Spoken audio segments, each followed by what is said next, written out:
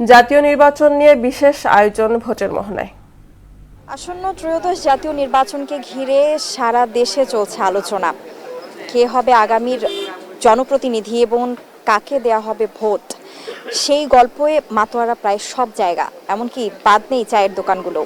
তো আজকে এই জনপ্রতিনিধিদের কাছে যে প্রত্যাশার গল্প আছে, সেই গল্পগুলোই শুনতে চাচ্ছি। হ্যাঁ, আপনার কাছে প্রথমে শুনতে চাইবো যে আসন্ন যেই জনপ্রতিনিধি যেই আসুক না কেন, তার কাছে আপনার প্রত্যাশা কি রয়েছে?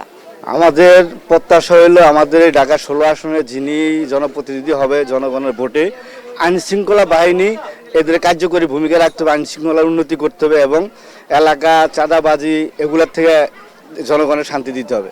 জনগণ যাকে ম্যান্ডেট দিবে সেই তো ক্ষমতায় আসবে।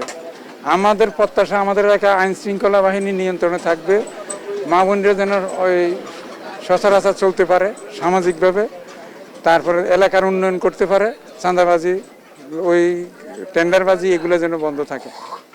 আমার জাতীয়ভাবে একটা চাওয়া আছে, বিশেষত আমাদের সন্তানরা প্রতি বছর সেশন ফি দিয়ে স্কুলে ভর্তি হয়।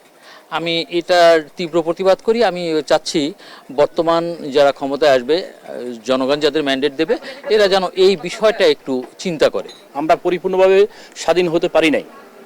আমাদের সন্ত্রাস, তারপরে দুর্নীতি, এইগুলো যদি নির্মূল হয় তাহলে বাংলাদেশটা সুন্দর হবে, সবার জন্য ভালো হবে। আমরা যেখানে যাই, চিকিৎসা ব্যবস্থা যাই, সেখানে করাপ্টেড।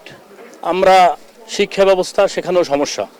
আমাদের যদি একটা ফ্যামিলি 3টে বাচ্চা থাকে, তাকে ভর্তি করতে হয়, তখন আমাদের হিমশিম খেতে হয়। কোনো খুন দেখতে চাই না, চাঁদাবাজ দেখতে চাই না,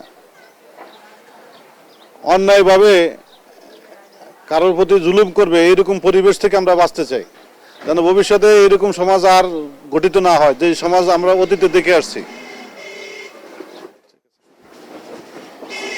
সবার আগে চাওয়া সুন্দর একটি দেশ, সুন্দর একটি নির্বাচন এবং জনগণের ম্যান্ডেটে হওয়া একজন জনপ্রতিনিধি এবং তার কাছেই প্রত্যাশা যে আসন্ন এই যেই ক্ষমতায় আসুক না কেন, সে যেন একটি গুম খুন মুক্ত দেশ দিতে পারে। তো এই ছিল ত্রয়োদশ জাতীয় নির্বাচনে আসন্ন যেই জনপ্রতিনিধি আসবেন তার কাছে জনগণের প্রত্যাশা।